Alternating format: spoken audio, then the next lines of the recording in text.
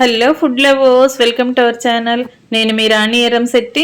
Friends, సున్నుండ లాంటి khoa sweet అండి. కోవా అంటే పాలు పంచదార వాడతాం కదా, అలా కాకుండా సున్నుండ అంటే మినపప్పు ఫ్రై చేసుకుని పంచదారని కూడా మిక్సీ పడతాం కదా, అలాంటి ప్రాసెస్ ఏమీ అక్కర్లేదండి. ఆ ఇంగ్రీడియంట్స్ కూడా అక్కర్లేదు.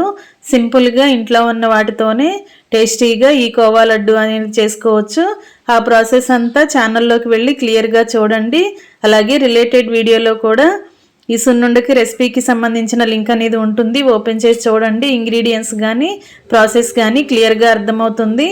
అలాగే ఛానల్ని ఫస్ట్ టైం వాచ్ చేసిన వారు సబ్స్క్రైబ్ చేసుకుని పక్కనే ఉన్న బెల్ బటన్ క్లిక్ చేయడం మాత్రం మర్చిపోకండి.